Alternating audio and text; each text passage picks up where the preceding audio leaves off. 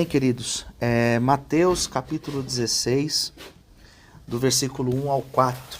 Na minha Bíblia tem um título proposto aqui que se chama Religiosos Pedem um Sinal. E é interessante, né? Que aqueles fariseus e saduceus, que eram grupos, partidos religiosos, né? Eles sempre estavam ao redor de Jesus. Desde quando Jesus começou a fazer o ministério de Jesus foi um ministério de 3 anos apenas. E desde quando Jesus começou a fazer milagres, começou a curar pessoas, a fazer os milagres que ele fez, esses religiosos sempre estiveram por perto. E eles ficavam muito perdidos de verem aquilo que Jesus fazia. Porque Jesus ele era muito contraditório no sentido de que não fazia sentido para eles. Então Jesus, ele falava de Deus, daqui a pouco ele falava da religião deles, criticava a religião deles, porque eles falavam, mas não demonstravam que eles tinham Deus na vida, que eles amavam. Então Jesus sempre entrava com contrapontos, sempre Jesus entrava em embates com eles, e eles desde sempre ficavam observando Jesus. Eles queriam uma brecha. Eles queriam que Jesus fizesse algo para que eles pudessem pontar, dizendo, não, tá vendo? Ele não é de Deus, não. Não é de Deus. Porque Jesus, ele atraía as multidões. Isso causava inveja, né? Por onde ele passava, aquelas multidões vinham. E as pessoas eram curadas, as pessoas estavam entendendo a mensagem de Jesus. Mas os religiosos, eles viam em Jesus uma ameaça. Então eles ficavam ali só observando. E isso acontece com a gente. No sentido de as pessoas observarem a gente. Nós também somos observados. Mas ninguém aqui é Jesus, eu sei. Só que nós somos observados. A nossa postura, as nossas atitudes, o nosso testemunho, né?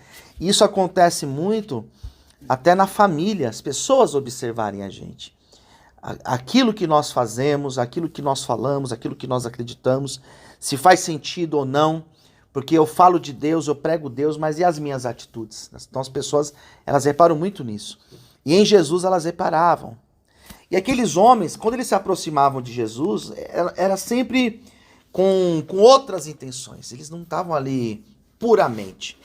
Eles não eram inocentes, eles não chegavam perto de Jesus para ouvir e simplesmente ouvir. Eles ficavam observando, para ver se eles tinham alguma coisa para acusar Jesus. Olha lá, ele falou do sábado. Olha lá, ele falou, eles não lavam as mãos para comer. Olha lá, ele falou tal coisa. Ele falou que a mulher prostituta, ela não deve ser apedrejada, né?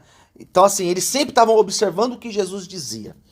Queridos, diz o texto que eles chegaram para Jesus e pediram um sinal. E o sinal, diz a Bíblia que eles queriam saber se verdadeiramente Jesus era algo de Deus, se ele era filho de Deus, né? Se verdadeiramente Jesus era quem eles acreditavam, parecia ser, que era o Messias. Então eles pediram um sinal. E é muito comum na Bíblia pessoas pedirem um sinal para Deus. Nós temos exemplos na Bíblia. Nós temos, por exemplo, Abraão pedindo um sinal para Deus acerca do casamento do seu filho, se Rebeca de fato se a mulher que o servo dele encontrasse era verdadeiramente a mulher para casar com seu filho, e no caso foi Rebeca, e de fato era. Nós temos Gideão pedindo sinal para Deus. Nós temos vários exemplos na Bíblia de homens que pediram sinal para Deus. Senhor, mostra para mim. Então não é algo raro você orar pedindo, Deus, me dá um sinal, me dá uma direção. E eu acho isso muito, muito interessante, porque Deus fala conosco. Amém. Deus fala.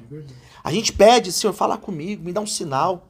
E às vezes você está dormindo e Deus te dá um sonho. E é um sinal. Às vezes você ouve uma palavra e aquela palavra ela vai exatamente de encontro àquilo que você estava pedindo. Aleluia. Eu vejo como um sinal de Deus. Às vezes até um louvor. Que você coloca ali, aquele louvor, parece que ele tem uma mensagem que era exatamente o que você precisava ouvir. Então Deus fala conosco de diversas formas, Deus dá sinais. Outra coisa que Deus também fala conosco é acerca da falta de paz. Isso é muito interessante. Porque quantas vezes você vai fazer alguma coisa e o sinal que Deus te dá é que ele tira a paz do seu coração. Então você percebe, será que é de Deus mesmo? Porque eu não sei, mas tem alguma coisa que... Não é que tem alguma coisa. É Deus te dando um sinal. Aleluia. Aquilo ali não é para você. Isso não é para você. Então, às vezes nós teimamos. Às vezes Deus prepara alguma situação e é o próprio sinal dele. Olha, não entra aí. Isso não é para você. Essa porta não é para você. Esse emprego não é para você. Olha, não ande com essa pessoa. Já deve ter acontecido com cada um aqui de vocês, como já aconteceu comigo, de você ter que ir em algum lugar e de repente teu coração ficou inquieto, você falou, não vou. Depois você ficou sabendo que aconteceu alguma coisa. Depois teve um acidente, depois sei lá o que aconteceu. Ou seja, Deus falou com você, Deus te deu o sinal. Aleluia. Então Deus dá sinais para nós. Tanto para ir, como para não ir. Tanto para aceitar, como também para recusar. Deus dá sinais. Alguns dias atrás eu recebi uma proposta e na hora que eu recebi aquela proposta, meu coração fechou. Não era de Deus para mim. Não era. E eu cheguei para a pessoa que me fez a proposta e falei assim, olha, eu agradeço, mas não é para mim. Não, isso não é de Deus para minha vida. E eu passei aquela oportunidade, falei, pode ir embora, não é de Deus, meu coração não está em paz. E essa semana, novamente, essa pessoa me procurou para fazer uma outra proposta. Eu falei, olha, não é de Deus, eu não quero, não aceito. Por quê? Meu coração fechou. E eu não temo contra Deus. Se Deus me deu sinal, quem sou eu para ir contra Deus? Amém. Então, se Deus dá sinais, como eu sei que Ele dá, fique atento. Se é para ir ou se não é para não ir, se é para aceitar. Às vezes são coisas que parecem ser tão boas. Essa proposta que chegou para mim, eu teria um salário de 30 mil reais. 30 mil reais. Mas como assim, pastor? Não é de Deus? Não era de Deus. Porque aquilo ali, se fosse de Deus, Deus teria falado comigo. Pelo contrário, Deus falou que aquilo não era para minha vida. Então eu abri mão. Não era de Deus. Então você precisa ficar atento, porque às vezes são propostas tão boas que chegam, que se você não ficar atento, você aceita, mas você perde a tua vida com Deus. Você perde a bênção de Deus, você perde a tua salvação, você se perde. Então por isso que você tem que ficar atento qual é o sinal que Deus está te dando. Então eles pediram, o Senhor nos deu um sinal, né? Faz alguma coisa aí, Senhor, faz um milagre, sei lá, faz alguma coisa para que a gente possa ver. E Jesus falou assim, bom, vocês sabem identificar o céu. Daí Jesus dá um exemplo para eles que todos identificavam. Basta vocês olharem para o céu. O céu dá sinais. Daí, tenta imaginar, por exemplo, a gente está aqui, está esse sol aqui, né, esse dia, né, ensolarado. Daqui a pouco você começa a ver que começa a ficar escuro, as nuvens começam a mudar, né, o aspecto delas. Você já olha para o céu e você fala assim, vai chover daqui a pouco. Não é que você é especialista, mas é que você está acostumado. Você olha para o céu e você vê. Da mesma forma, quando você vai dormir, quando você chega à noite e vê aquele céu limpo, aquele céu totalmente estrelado, você fala, amanhã o dia vai ser de sol, porque olha como está o céu. E Jesus falou, quando começa a tarde, vocês dizem, haverá bom tempo, porque o céu está rubro. E pela manhã, hoje haverá tempestade, porque o céu está de um vermelho sombrio. Então, às vezes, você olha para o céu, você vê aquele aspecto meio sombrio, né? Meio escuro. Você fala, vai cair o mundo daqui a pouco. Se vocês conseguem observar o céu, se vocês conseguem discernir, né? Se vai chover, se não vai chover, se vai ter sol ou não, olha o que ele fala. Hipócritas, vocês sabem discernir a face do céu. E vocês não sabem discernir os sinais dos tempos, vocês não conseguem ver o que as profecias cumpriram, vocês não olham para mim, vocês não vêem o cumprimento das profecias, vocês que são religiosos, que sabem olhar para o céu e identificar, vocês não conhecem a palavra? Vocês não estão vendo? Que em mim as coisas estão se cumprindo? Era isso que Jesus estava dizendo. Então assim, Deus, isso aqui eu acho muito interessante falar, Deus, ele já deu sinais para nós. Deus já me deu vários sinais. E na verdade, se Deus, a partir de hoje, não me der sinal nenhum, ele nem precisa me dar, porque ele já me deu. Sim. Ele já me tirou, já tirou vocês. Só o fato de vocês estarem vivos já é um sinal de Deus. Que ele tem uma obra na vida de vocês. Só o fato de vocês estarem aqui hoje, tendo uma oportunidade dada pelo próprio Deus, porque não foi ninguém que deu isso aqui para vocês, foi Deus, para vocês recomeçarem, retomarem a vida de vocês. Se isso não é um sinal, o que a gente precisa de sinal? Então, às vezes, nós ficamos em crise, com problemas, e a gente fala, ai, Deus, me dá um sinal. Mas Deus já te deu o sinal. Ele pode até te dar, mas Ele já te deu. Só o fato de Ele permitir você acordar pela manhã, estar de pé, estar vivo, respirando, já é um sinal, né? Que Ele tem uma obra, está te dando a oportunidade de recomeçar. Daí Jesus fala assim no versículo 4, que é o último, né? Uma geração má e adúltera pede um sinal. Ó, nenhum sinal lhe será dado. Vocês estão pedindo um sinal, vocês querem que eu mostre, mas eu não vou dar sinal nenhum para vocês.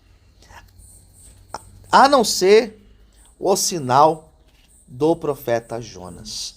E qual foi o sinal do profeta Jonas? Jonas foi aquele profeta que, diz a Bíblia, que ele foi enviado por Deus para ir para uma cidade chamada Nínive para pregar, e ele não quis ir no começo. Então Deus permite ele ser lançado no mar, ser tragado por um grande peixe, ficar no ventre desse peixe por 3 dias, e depois ele foi liberto, né? E chegou lá onde Deus queria, que era em Nínive, e ele pregou a palavra. O que parece que Jesus estava dizendo acerca da sua morte. E depois de 3 dias, da mesma forma que aquele profeta ressurgiu, que Jesus também iria ressurgir ao 3º dia. Então Jesus falou, se vocês querem sinal que de fato eu sou o Filho de Deus, lembra de Jonas. Porque Jonas ficou 3 dias sepultado dentro do peixe, digamos, né? E depois ele renasceu. Diz a Bíblia que ele sai do peixe e foi cumprir a missão. Da mesma forma foi Jesus, né? Ele morre, mas ao 3º dia ele ressuscita. Então o que Jesus estava dizendo para eles?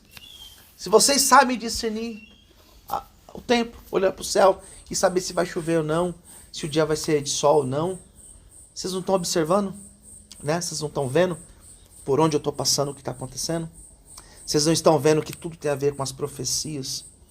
Então esteja apegado, e aqui para nós encerrarmos, esteja apegado àquilo que Deus já fez na sua vida. Porque só o fato de nós estarmos vivos já é um sinal de Deus. Quantas pessoas que hoje não tiveram a mesma oportunidade que nós aqui? Pessoas que estavam bem, estavam saudáveis e de repente sentiram um mal súbito. Pronto, morreram. E Deus nos deu essa oportunidade.